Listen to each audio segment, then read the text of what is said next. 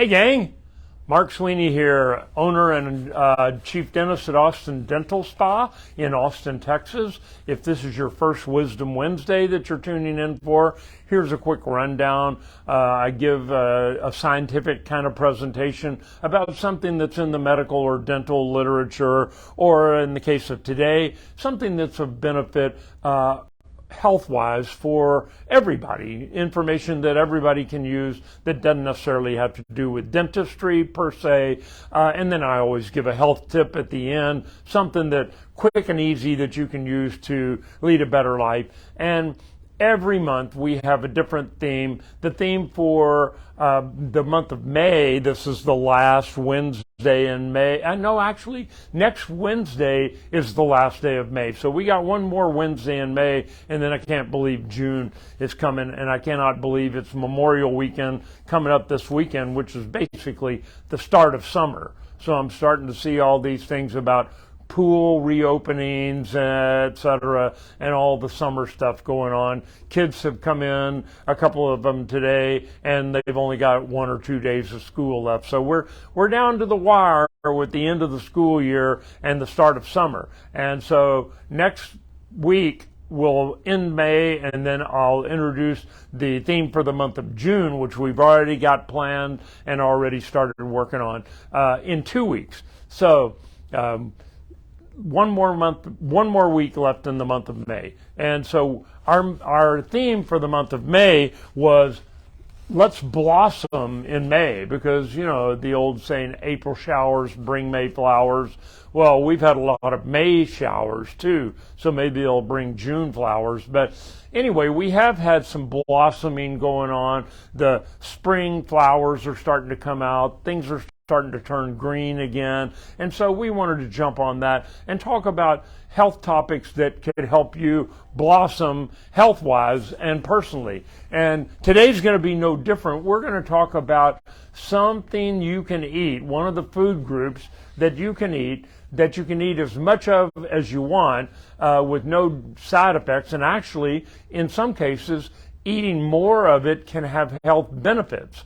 I'll get to what that is in just a second. First, last week we talked about the gut-brain connection and how your intestinal lining has almost as many nerve endings as nerve cells as your brain, and that the vagus nerve, the 10th cranial nerve, connects the two of them together, and so they talk to each other all day long. If you want to know more about that, go back into our YouTube channel. You can subscribe to our YouTube channel, Austin Dental Spa, and you get access to all those things. We also have our Facebook archives, so on Austin Dental Spa, you can go back on Austin Dental Spa page if you like us and follow us and find out about the gut-brain connection. So let's move on to our primary topic of the day. There are a couple of different food groups. There's proteins, there's fats, there are dairy products, and then there's wine. No, wait, wine isn't part of that. There are sugars. So anyway, we're going to talk today about proteins. What are proteins? Well, they're things that everybody has in our bodies, almost every part of your body except the fat cells that I just mentioned are built up by proteins. The collagen that kind of holds our body systems together is made up of proteins. And proteins are made up of amino acids, and so there are a bunch of different amino acids that all kind of link together in different formats to create different proteins. And so but proteins are found in muscle, bone, skin, hair, virtually every body part and every tissue except the fat cells, like I was talking about, don't have protein in them.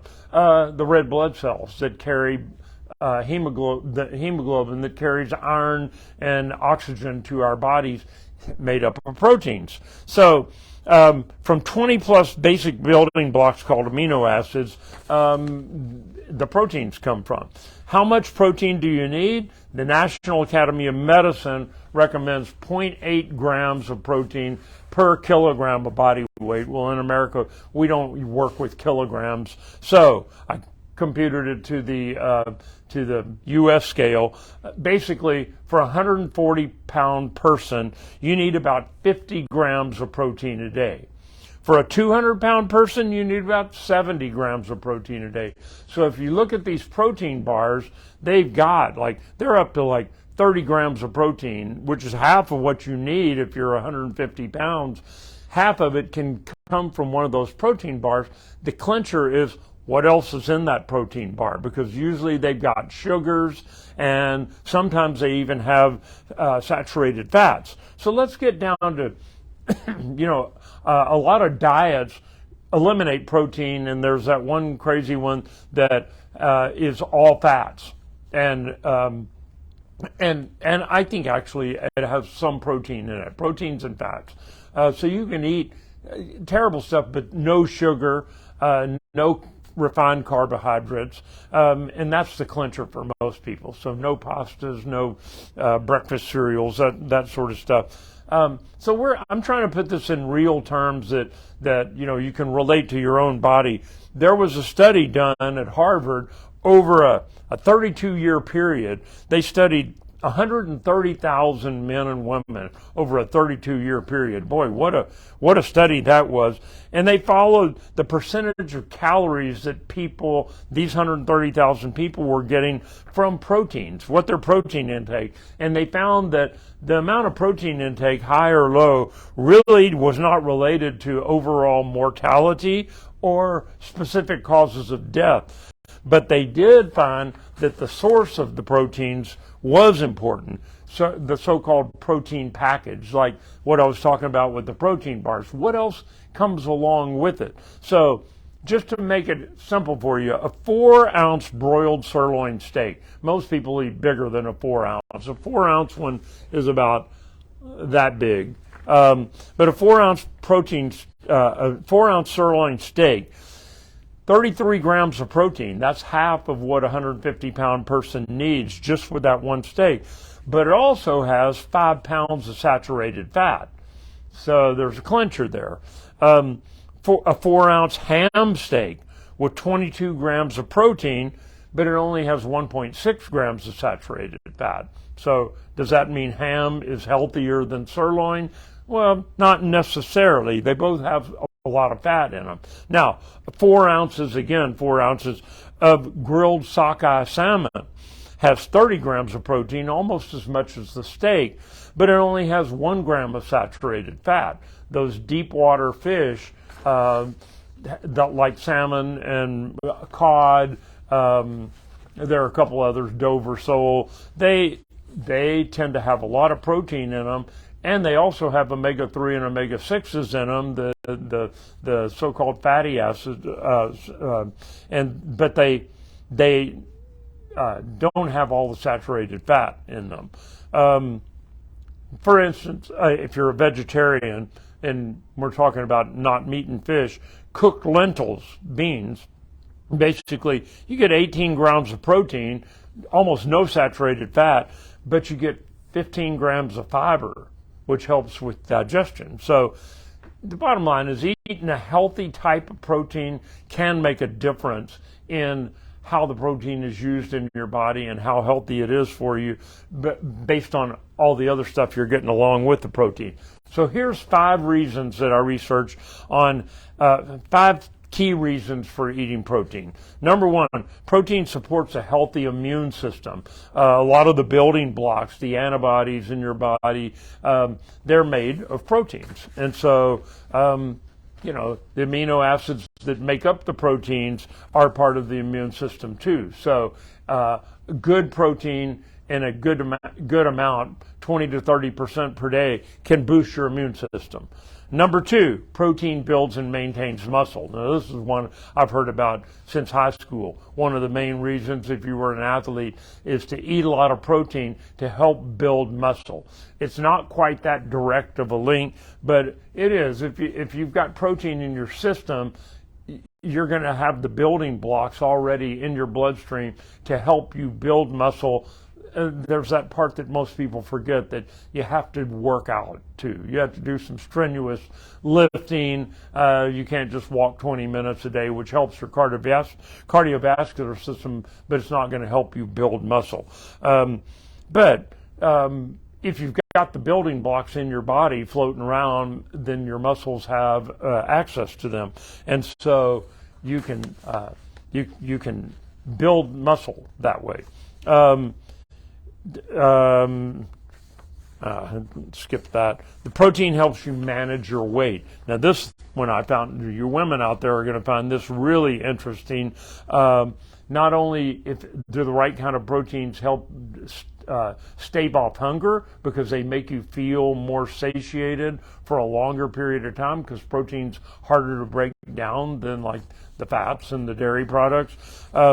But also, a study found that women who increase their caloric intake of protein by 30%, not 30 grams, but increased by 30%. That's not all that much. If you're doing 30 grams, then you would do, 36 grams. They experience, over a 12-week period, 3 months, they experience 11 pounds of weight loss on average, 11 pounds, changing nothing else in their diet, just increasing their protein intake. So for some women, one of those protein bars with 30 grams in it would be enough to boost their protein by 30%. So something worth thinking about. That's how important proteins are. Number 5, protein supports growth, development, and repair. Well, like I said, the collagen in our systems is the building block, is proteins. So it helps with muscles, tendons, skin, hair, all those things. So there's 5 reasons to make sure that you're getting enough protein in your diet. My health tip for the week is kind of a segue to that. Keep a food journal for a week. I did that way back a couple of years ago when I started working out with a personal trainer. I had to keep a food log for about 3 months. Everything that went in my mouth, I had to get my phone out and put it in. I think it was called MyFitnessPal. There are several different ones out there. You can just go online and type in food journal. And it's pretty simple to use. They're kind of cool. Every time you eat a meal, you estimate about what the portions were. Some restaurants give you that now. When you order, it tells you exactly how much protein, how much fat, how much dairy, how much sugar, how many carbohydrates are in it. But these food logs will do that for you. If you put in, I had a hamburger with cheese, then it'll say you got 800 calories, and it'll break down the categories for you. So at the end of a week, you can look at it and say, okay, am I, and it'll give you a thumbs up or a thumbs down, some of them, and tell you where you need to make changes. So, and it's all just a matter of keeping the log. So it might be healthy for you to just try that for a day or a week. A day is really not going to make a difference, but a week can give you some trends on what you may need to change in your diet. All about trying to stay healthy and blossom in May. So we'll see you next week for our final Blossom in May Wisdom Wednesday. Thanks for tuning in, and I'll see you next week for another version of Wisdom Wednesday.